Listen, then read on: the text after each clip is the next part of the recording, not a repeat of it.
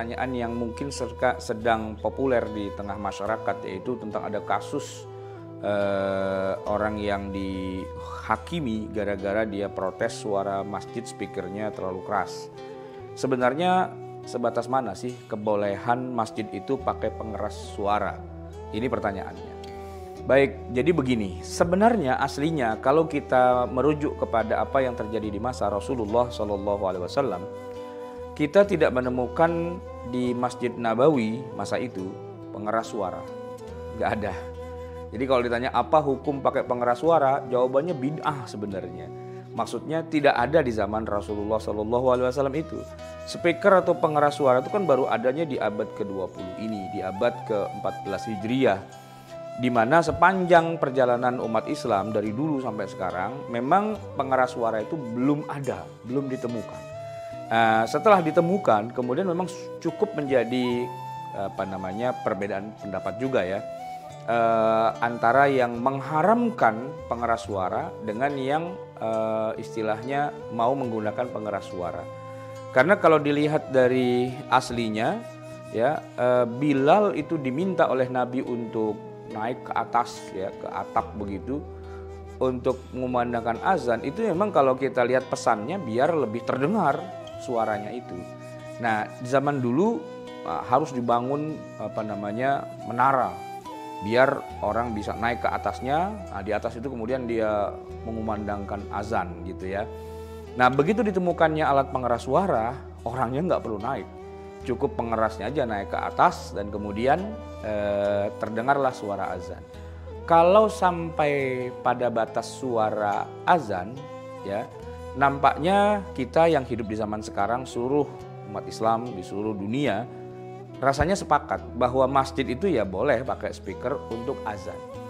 Tinggal masalahnya begini, di luar azan, azan itu kan panggilan. Nah, kalau di luar azan misalnya zikir, baca Quran ya, dan pengajian misalnya. Nah, apakah itu boleh pakai speaker juga atau tidak?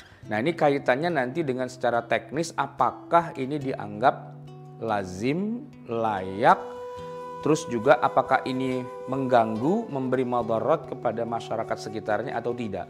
Nah, itu jawabannya bisa beda-beda karena setiap wilayah itu punya urf yang berbeda-beda.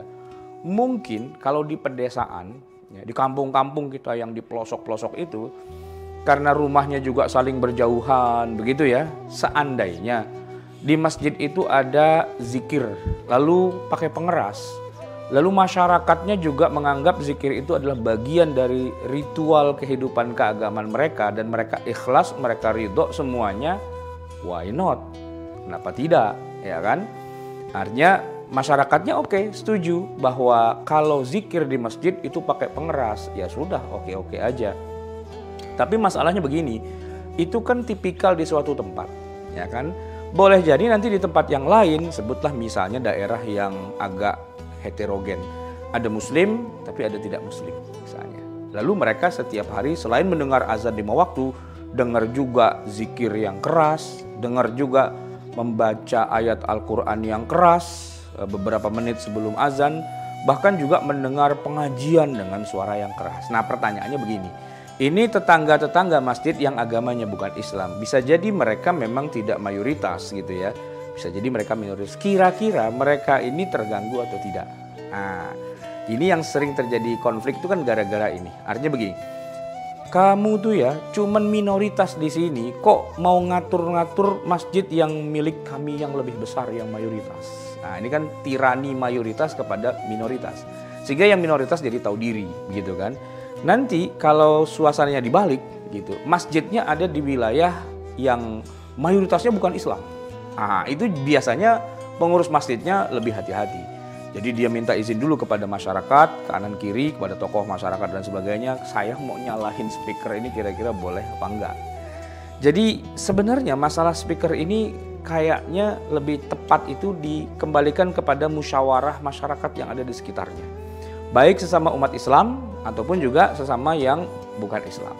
Carilah mana yang paling baik di antara keduanya. Mungkin Untuk azan silahkan, tapi untuk misalnya zikir yang keras dan sebagainya, nah itu perlu dimintai juga pendapatnya orang-orang yang ada di situ. Boleh jadi nanti ada nenek-nenek yang nggak bisa tidur, ada orang sakit, ada bayi yang baru lahir dan macam-macam. Nah itu yang perlu diperhatikan juga. Jangan sampai masjid yang kita banggakan itu malah jadi sumber madarat, sumber fitnah yang ada di tengah masyarakat. Kita mengandalkan begini, di kampung saya, nenek saya itu kalau nyalain speaker tuh 24 jam gak ada masalah. Lah ya kan itu kan di kampung ente yang memang uruf atau budayanya seperti itu. Kita tinggal di Jakarta misalnya, yang orangnya macam-macam, ya kan? Sehingga tingkat penerimaannya terhadap suara speaker masjid itu bisa beda-beda. Nah ini bagaimana kemudian pengurus masjid, imam masjid, ya jamaah masjid itu bisa ya berkompromi gitu. Bukan masjid itu dijadikan sebagai alat untuk melakukan tirani gitu ya kepada masyarakat yang merasa terganggu tapi nggak berani. Karena kejadiannya seperti yang baru-baru ini terjadi, ya ada orang mempertanyakan kenapa masjid suaranya keras banget dan sebagainya, malah disidang, malah dihukum dan sebagainya. Nah itu kan sebenarnya apakah Islam mengajarkan seperti itu? Ini yang perlu kita perhatikan juga. Seharusnya bagaimana caranya biar kita berdakwah itu dengan cara yang santun, biar orang yang bukan Islam itu malah dapat hidayah karena perilaku kita yang simpatik. Nah kalau perilaku kita